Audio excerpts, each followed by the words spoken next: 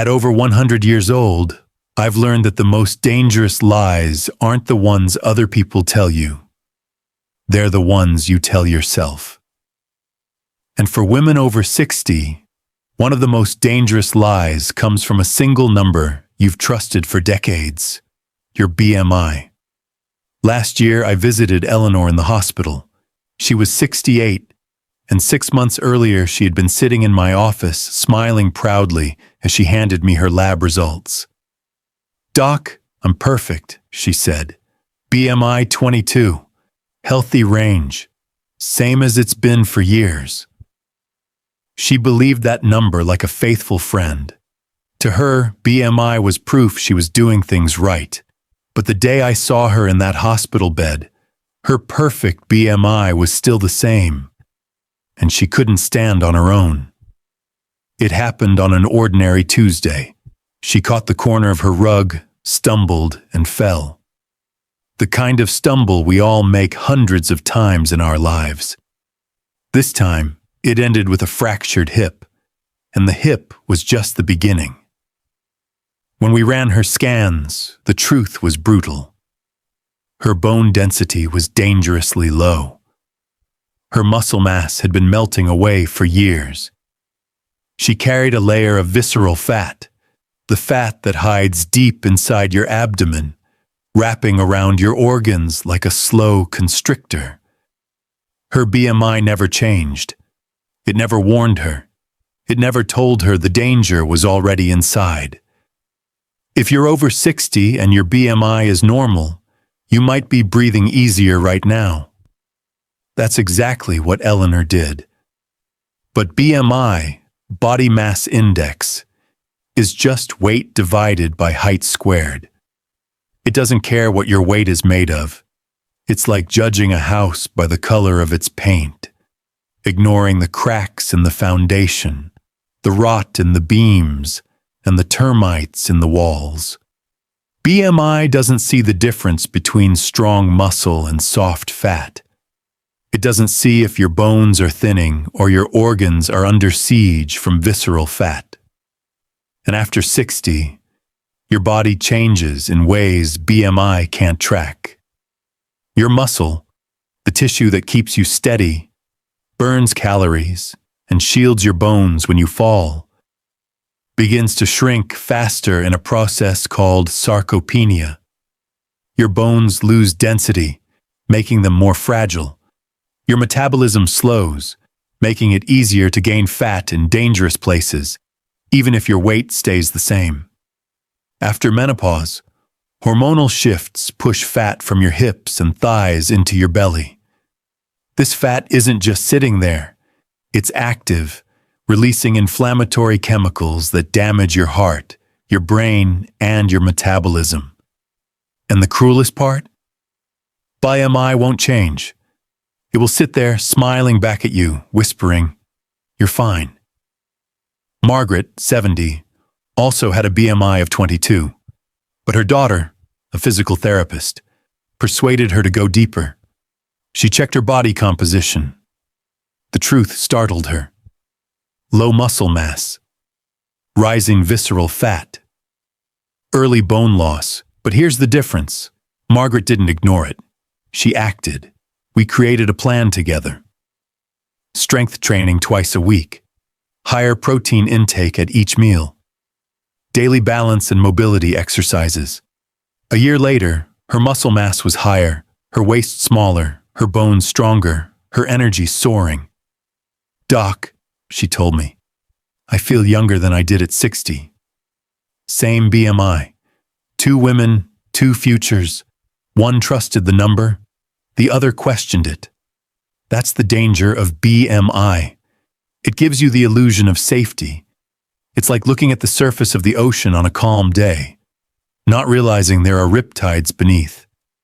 Many of my patients over 60 tell me, "I've been this weight for years. I must be healthy." But when we look deeper, we find silent threats. Early osteoporosis, muscle loss, hidden fat choking their organs. They never saw it coming because they never looked. When was the last time you measured anything besides your weight? Your waist circumference? Your grip strength? How fast you can walk across a room? Or have you been trusting the same BMI number year after year, believing it tells you everything you need to know? If that's the case, I need you to remember something. Body remembers. It records every step you take, every muscle you build or lose, every habit that strengthens or weakens you. BMI does not. Right now, you might be in that dangerous gap. The space between feeling healthy and being healthy. It's the space Eleanor was in before her fall. It's the space where decline is already happening, but you can't see it yet. And here's the truth. By the time you feel the weakness, it's often too late to reverse it. I'm not here to scare you without reason. I'm here to tell you there are ways to see the truth before disaster strikes. Simple, clear, measurable ways that go beyond BMI.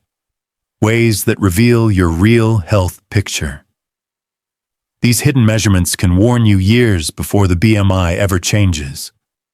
They can show you when you're building strength and when you're quietly losing it. And once you know them, you'll never be able to look at your health or your BMI the same way again. In part 2, I'm going to walk you through the first of these hidden measurements. One you can check at home right now without any special equipment, and explain why it can predict your future health better than BMI ever will. Because your health after 60 isn't about one number. It's about the rhythm of your body. And rhythm is everything.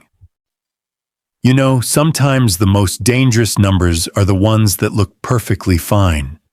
Because when a number looks good, you stop asking questions. You stop looking deeper. And that's exactly how trouble grows quietly in the background until one day, it's too late. 2 years ago, I saw Margaret's name on my schedule. I knew her from years ago. Cheerful, polite, the kind of patient who brings you homemade jam at Christmas. She was 70 now. As she walked in, she still had that warmth, that smile that said, "I'm fine, Doc." When we sat down, the first thing she told me was, BMI 22, same as it's been for decades. She said it like a badge of honor, and truthfully, for most of her life, it had been. But as she lowered herself into the chair across from me, I noticed something. It wasn't dramatic, just the way she braced her hands against the armrests, how her shoulders tensed a little as she eased down. When she crossed her legs, her ankle swelled slightly against the strap of her shoe. These weren't symptoms in the medical chart sense. But in my mind, I heard a quiet alarm, because the body whispers before it shouts.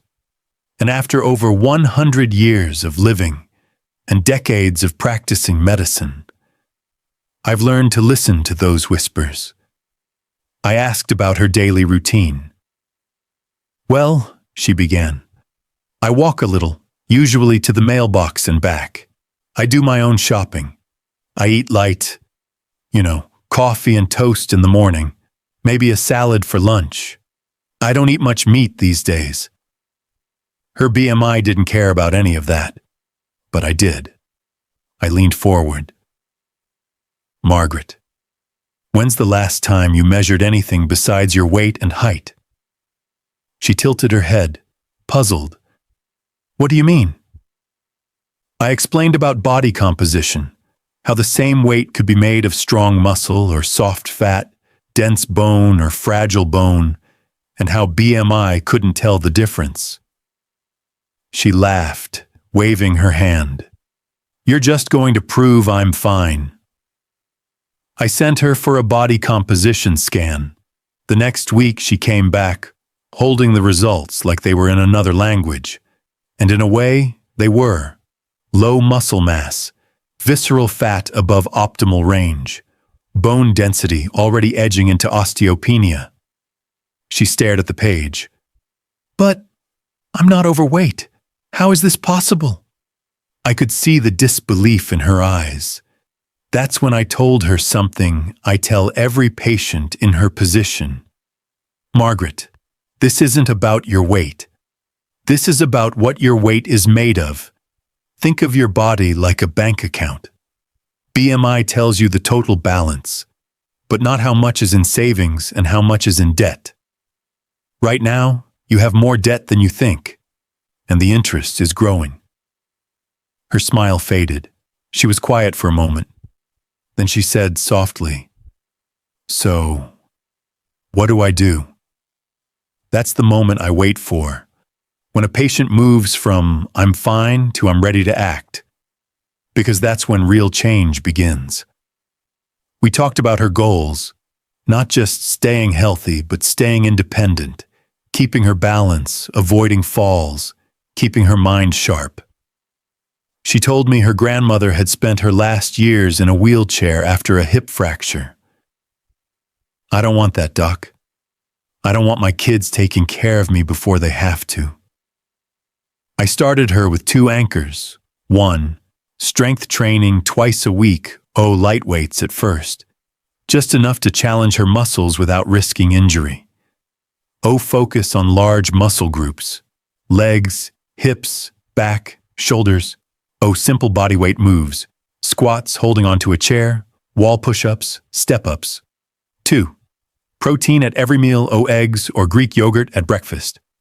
Chicken, fish, or tofu at lunch.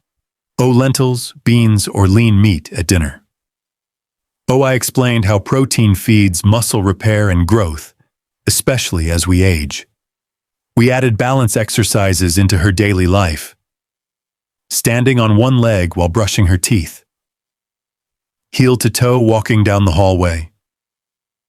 Rising from a chair without using her hands. Change didn't happen overnight. At first, she grumbled about sore muscles. She forgot to add protein some days, but she stuck with it. By the 3rd month, she noticed she could carry her groceries without stopping to rest. Her daughter mentioned she seemed steadier on her feet. She told me, "Doc, I caught myself before I tripped the other day. I don't think I could have done that 6 months ago." When she returned for her next scan, her face said it all before the numbers did. Her waist was smaller, her grip strength had improved, her walking speed was faster. The scan confirmed it. More muscle, less fat, better bone density. She sat back in the chair, smiling. "I feel younger than I did at 60, and I didn't even know I felt old before. I want you to think about the last time you carried a bag of groceries up the stairs without feeling winded, got up from the floor without using your hands, walked briskly for more than 5 minutes without slowing down. If it's been a while, your body already knows. Body remembers." Margaret's story isn't rare. It's common. And it's why I'm telling you this now. Because I don't want you to be Eleanor, who trusted a number until it betrayed her. I want you to be Margaret, who asked the next question, looked deeper, and took action before it was too late. In part 3, I'm going to break down exactly why BMI fails women over 60. The science of what's happening inside your body as the years pass. And I'll explain it without medical jargon, so you can see clearly what your body remembers and why rhythm is everything. Stay with me, because once you see the real picture, you'll never look at that BMI chart the same way again. When I was a young doctor, I thought BMI was clever. 2 numbers, 1 formula, and you had an answer. Healthy, overweight, or obese. But after decades of practice, and after living more than a century, I've learned it's a dangerous oversimplification, especially for women over 60.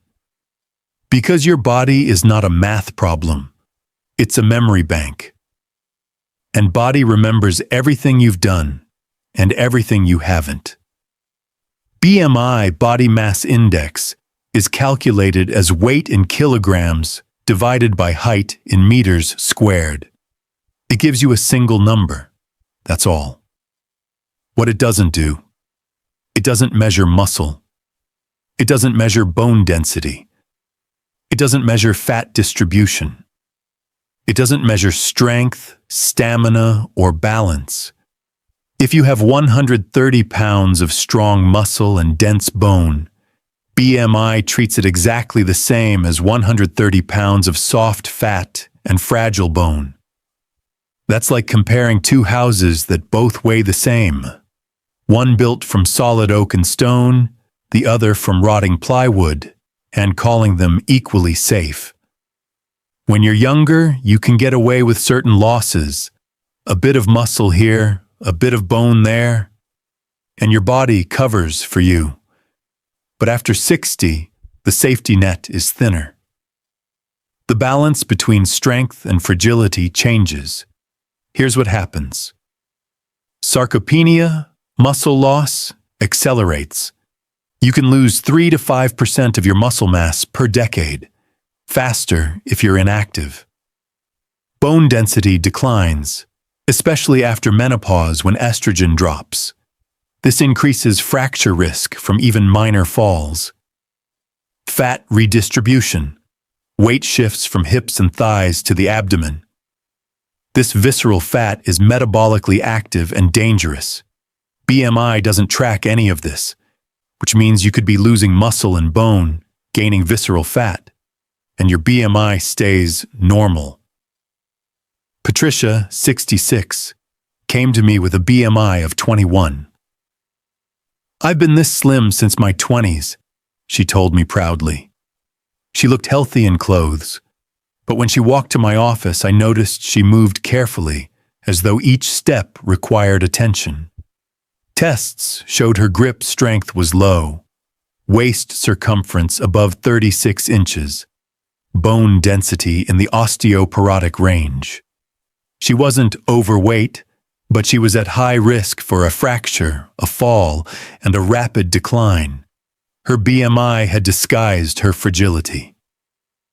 I want you to picture the ocean. On the surface, the water looks calm. That's your BMI, the surface view. But underneath, there are currents. Muscle mass, bone strength, visceral fat, moving in ways the surface doesn't show. If you only judge the ocean by its surface, you'll never see the current that can pull you under. And if you only judge your health by BMI, you'll never see the forces quietly eroding your strength. Your muscle is more than movement. It's a metabolic organ. It burns calories, regulates blood sugar, keeps joints stable, and helps your body respond to stress. Lose muscle, and your metabolism slows, your balance weakens, your ability to prevent injury drops. Your bones are living tissue. They respond to pressure and load. Without regular challenge, weight-bearing exercise, resistance training, they lose density. Weak bones break more easily, and recovery after fracture is often incomplete after 60. Visceral fat, the fat inside your abdomen, around your organs, is not inert. It produces inflammatory chemicals, raises blood pressure, and increases the risk of heart disease, diabetes, even cognitive decline. You can't see it in the mirror, and BMI doesn't measure it. Your body remembers the meals you skipped, the walks you didn't take, the weight you didn't lift. It also remembers the strength you built and the times you challenged it. These memories accumulate in your muscle fibers, in your bone density, in your organ health. Your health has a rhythm, the constant interplay between building up and breaking down. After 60, the natural rhythm shifts toward loss. To change the rhythm, you have to be deliberate. BMI doesn't capture rhythm. It's like a single frame from a long movie. You need to see the whole film to understand the story. I want you to pause and think. Can you stand up from a chair without using your hands? Can you carry a laundry basket up a flight of stairs without stopping? Can you walk briskly for 5 minutes without feeling winded? If the answer is no, your rhythm may already be leaning toward decline, even if your BMI says healthy. Think of your health as a bank account. Muscle, bone strength, cardiovascular fitness, these are your savings. Every time you move, eat well, sleep deeply, you make deposits. But every time you sit too long, skip protein, or let your nights rob your oxygen, you make withdrawals. Here's the catch. After 60, withdrawals happen automatically, even if you do nothing. The only way to stay solvent is to make bigger, more intentional deposits. BMI doesn't tell you if you're going bankrupt. It only shows you the size of the account, not the quality of what's in it. I once had 2 patients, both women in their late 60s, both with BMI of 23. Mary walked every day, lifted light weights twice a week, cooked her meals with lean protein and vegetables. Her muscle mass was strong, her bones dense, her waist trim. Diane didn't exercise, lived on toast and tea, and carried her weight mostly in her belly. Her bones were fragile, her grip weak, her walking speed slow. Same BMI, different realities. If you only looked at the number, you'd never guess which one was at risk. The danger isn't in one big change. It's in small, silent shifts over years. A pound of muscle lost here. A fraction of bone density lost there. A bit more fat settling inside the abdomen. It happens so slowly, you don't notice. Then one day, a simple misstep or a cold that turns into pneumonia knocks you down, and recovery takes months, or never comes. This isn't about fitting into old jeans or looking a certain way. It's about whether you can rise from a chair without help, whether you can catch yourself before you fall, whether you can walk fast enough to cross the street safely. It's about independence, and independence is freedom. An MRI scan shows the inside of the body in detail. BMI is like a stick figure drawing. You'd never make a medical decision from a stick figure, yet millions of people trust BMI that way every year. For women over 60, that's like walking into a storm blindfolded because the weather app said sunny. Every lift of a grocery bag, every step taken, every time you chose to walk instead of sit. These are stored as strength in your muscles and density in your bones. Every skipped movement, every long night in a poor sleeping position, every year of low protein intake, these are stored too. Body remembers. If you want to know where you'll be in 5 years, look at your habits now. The rhythm you keep today will write tomorrow's chapter. I want you to stand, if you can, while you listen. Sit down and stand up 5 times without using your hands. How does it feel? Lift one knee high as if stepping over something. Do you feel steady? Place your hands around your waist at the navel. What's the number? Over 35 inches. That's visceral fat speaking, no matter your BMI. These checks are more revealing than the number on your BMI chart. BMI gives you a false sense of security. It whispers, "You're fine," while the slow currents underneath are pulling you toward weakness. The sooner you acknowledge those currents, the sooner you can swim against them. In Part 4, I'm going to give you 2 of the most important measurements you can take. Ones that cost nothing, require no special equipment, and will tell you more about your future health than BMI ever will. Because once you have those numbers, you'll see the truth behind the illusion. And once you see the truth, you can change your rhythm. And rhythm is everything. Now, I promised you in part 3 that I'd show you the numbers that matter more than BMI, numbers that will tell you where your health is truly heading. These aren't complicated. You can check them yourself. They cost nothing, but they can reveal whether your body is quietly getting weaker or holding its ground. This is one of the simplest, most telling measurements you can take. All you need is a soft measuring tape. Here's why it matters. Fat stored deep in your abdomen, visceral fat, is dangerous.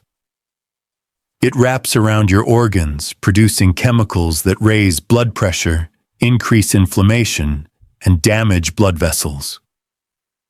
You can have normal BMI but high visceral fat. And that's the most dangerous combination because you won't see it coming. Stand up straight. Find the top of your hip bone and the bottom of your rib cage. Place the tape around your waist, halfway between these points, usually at the level of your navel. Don't suck in. Breathe normally. Record the number. For women, anything over 35 inches, 88 centimeters, increases the risk of heart disease, stroke, and type 2 diabetes, regardless of BMI. Janet, 64, had a BMI of 23. She felt proud of her normal weight. When I asked her to measure her waist, she laughed. "Doc, I wear a size 10. I'm fine." We measured together, 37 inches. The smile faded. Her visceral fat scan confirmed it. Despite her slim arms and legs, she carried most of her fat around her organs. She was at high risk for heart disease. We made small changes. More protein, fewer refined carbs, daily walking with light weights in her hands. 6 months later, her waist was 33 inches, and her energy had doubled. Body remembers every good choice you make. Right now, do you know your waist number? If not, you are guessing about your health. And guessing is how trouble grows in the dark. Your hands can tell you the truth about your entire body. Grip strength is a surprisingly accurate predictor of overall muscle mass, mobility, and even life expectancy. Why it matters. Strong grip usually means strong arms, shoulders, and core. Weak grip can signal declining muscle mass throughout the body. Studies show lower grip strength is linked to higher risk of heart disease, disability, and even early death. How to measure at home. Ideally, use a hand dynamometer, inexpensive online or at some gyms. If you don't have one, pay attention to everyday tasks. Can you open a jar without strain? Carry grocery bags without switching hands? Hold a frying pan steady? For women over 60, a grip strength below 18 kilograms, 39.6 pounds, is considered weak. Eleanor, 71, was shocked when she couldn't open a simple jar of jam. Her BMI was 22, but when we tested her grip, it was just 15 kilograms. We started a program. Lightweight training for arms and back. Squeezing a stress ball during TV time. Hanging from a countertop for a few seconds daily to engage forearm muscles. 4 months later, her grip improved to 20 kilograms. More importantly, she felt steadier carrying groceries and more confident on the stairs. Close your hand into a fist right now. Squeeze. How strong does it feel? Do you trust that grip to catch you if you stumble? How these two numbers work together. Waist circumference tells you about fat distribution. Grip strength tells you about muscle mass. Together, they form a clearer picture than BMI ever could. If your waist is over 35 inches and your grip is weak, it's a double warning. You may be losing muscle while gaining visceral fat. Your rhythm has shifted toward breakdown, and the clock is ticking. If one number is off but the other is strong, you still have a chance to rebalance quickly, but you need to act now. Why tracking matters more than a single check one number today is a snapshot, but tracking monthly shows the rhythm. Waist growing? Fat is increasing, even if weight is stable. Grip weakening? Muscle is declining, even if weight is stable. When you see these changes in real time, you can intervene before they cause falls, fractures, or chronic illness. Mini story. The couple who took it seriously. I treated Tom and Linda, both in their early 60s. Linda's waist was 34 inches, grip 19 kilograms. Tom's waist was 37 inches, grip 36 kilograms. They decided to track both numbers every month, just like checking a bank account. Linda noticed her waist creeping up by half an inch after a lazy winter. She added a 10-minute walk after dinner and swapped her afternoon cookie for almonds. The next month, her waist was back to 34. Tom saw his grip drop by 2 kilograms after skipping the gym for 2 months. He restarted light resistance training twice a week, and the number bounced back. Body remembers both the loss and the gain, and responds faster than most people think. Practical action plan, at home. 1. Measure your waist once a month, same day, same time, same method. 2. Test your grip monthly using a dynamometer or practical daily tasks. 3. Record the numbers in a notebook or phone app. Act immediately if the waist grows or grip drops. O waist. Cut sugar, refined carbs. Increase daily steps. O grip. Add strength training for hands, arms, shoulders. 5. Celebrate small improvements. Your body hears every signal you send. Once you focus on waist and grip, BMI becomes background noise. BMI might stay the same while your real health changes. Waist and grip tell you if you're building strength or losing it. It's like switching from a blurry black and white photo to a high-definition video of your health in motion. I want you to write your waist and grip numbers on a sticky note. Put it somewhere you'll see daily. Your fridge, your bathroom mirror. Every time you see it, you'll remember, this is my rhythm. And rhythm is everything. You've now got 2 tools to read the truth behind BMI. But there's a third solution, one so powerful that it can improve both waist and grip at the same time. And it's something most women over 60 overlook completely. It's not a supplement. It's not a fad diet. And it doesn't require hours at the gym. In part 5, I'll tell you exactly what it is and why it's the secret weapon I've used to keep my own rhythm strong past the age of 100. Because your body remembers, but it's never too late to teach it a new song.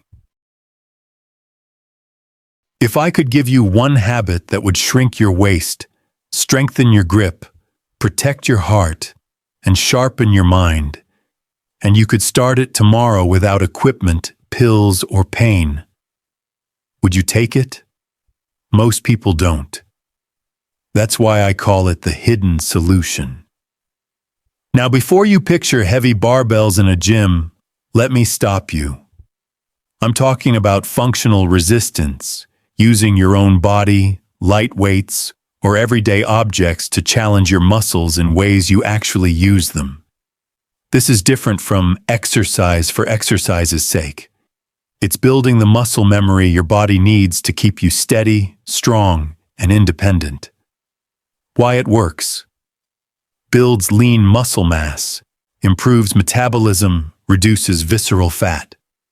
strengthens bones through load-bearing activity, improves balance and coordination, fewer falls, increases grip strength naturally. Martha, 69, had a BMI of 22, waist 36 inches, grip 17 kilograms. She didn't like gyms, thought resistance training was for bodybuilders. I taught her how to use a resistance band while watching TV, stand from a chair without using hands, and carry grocery bags a little farther each week. Within 4 months, waist dropped to 34 inches. Grip rose to 20 kilograms. She told me, "Doc, I carried my granddaughter up the stairs without thinking about it. Her BMI barely changed, but her health story did." How to start. No gym required one. Chair stands. Sit and stand 10 times in a row, no hands. 2. Grocery carries. Carry 2 equal weights, bags, water bottles for 1 to 2 minutes. 3. Wall push-ups. Stand at arm's length from a wall, hands flat, bend and straighten arms slowly. 4. Resistance bands. Pull apart, overhead presses, rows, 10 reps each. Do these 3 to 4 times a week. No special clothes, no machines. Self-check pause. Can you carry all your groceries in one trip without switching hands? If not, your grip, and possibly your waist, needs this hidden solution. When you challenge a muscle, microscopic fibers tear in a good way. Your body repairs them stronger than before. That process burns calories for hours afterward. When you load your bones, even with your own body weight, they respond by getting denser. After 60, this is critical, because without that signal, bones only weaken. And here's the beauty. Body remembers the challenge. If you stop for a week, you lose a little, but restart and the gains return faster. That's muscle memory at work. Lifestyle habits that amplify the hidden solution. You don't have to overhaul your entire life. Small changes done consistently create the rhythm your body will remember. 1. Make lifting part of your routine. Carry your laundry basket instead of dragging it. Use stairs instead of elevators for 1 or 2 floors. Bring in groceries in one trip, safely, with control. 2. Protein in every meal. Your muscles can't rebuild without building blocks. Aim for 20 to 30 grams of protein at each meal. Eggs, yogurt, chicken, beans. 3. Recovery matters. Muscles grow during rest, not during exercise. Make sure you get enough sleep and avoid doing the same muscle group on consecutive days. 4. Pair it with your day's rhythm. If you already have a routine, morning coffee, evening TV, pair resistance work with it. 10 squats while the kettle boils. Wall push-ups during commercials. Patricia, 66, was skeptical. "Doc, I can't do a whole workout." We started with one habit. Every time she boiled water for tea, she did 8 chair stands. 3 months later, her grip improved by 3 kilograms, waist dropped an inch, and she was doing 3 exercises instead of 1, without feeling overwhelmed. Rhythm is everything. At over 100, I still do resistance work daily. My weights are modest, often just my own body, sometimes small dumbbells. I focus on movement I use. Standing from a low chair, carrying a bag upstairs, reaching overhead for a shelf. Why? Because I want to live without needing help. That is my definition of independence. And independence is a form of dignity no number on a scale can give you. I want you to say it out loud right now. I will not let the BMI chart decide my future. I will measure my waist. I will test my grip. I will train my strength. Say it slowly. Feel it land. Why most women miss this. The hidden solution isn't flashy. It's not advertised on morning TV or in glossy magazines. There's no celebrity endorsement. It's quiet, consistent work. And that's exactly why it works. Your body craves that signal. Ignore it, and the slow breakdown continues.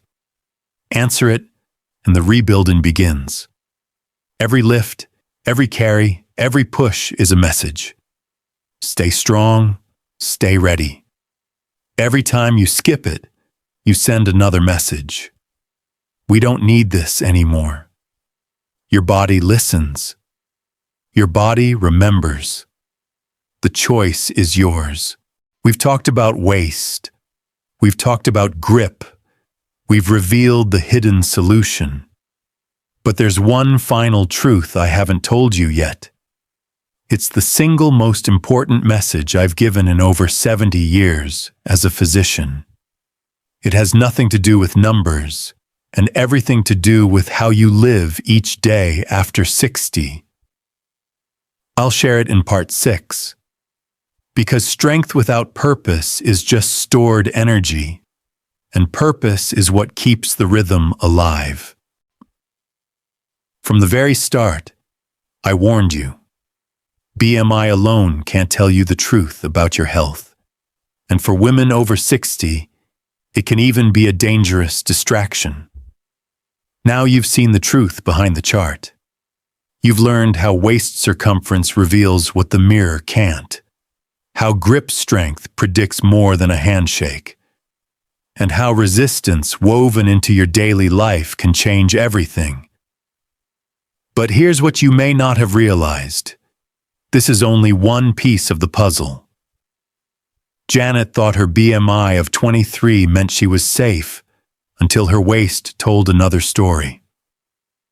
Eleanor thought she was just losing a little hand strength until her weak grip put her at risk for falls. Martha believed resistance training was for other people until it gave her the strength to carry her granddaughter upstairs. These women didn't just change their numbers, they changed their lives. And every one of them started where you are right now, at the edge of a decision. Body remembers what you teach it, and it starts recording from this moment forward. If you walk away now, it remembers that too. Every lift, every step, every choice is part of the rhythm you are setting for the next year of your life. And rhythm is everything. Here's the truth you can't ignore. A stable BMI can hide deadly changes in fat and muscle.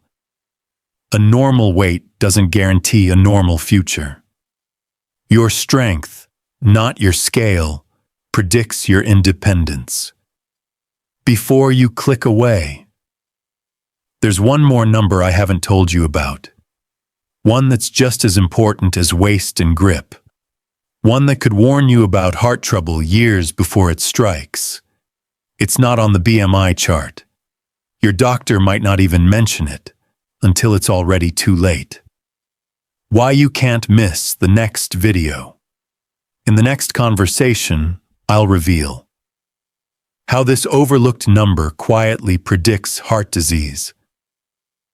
The simple test you can do at home in under 2 minutes.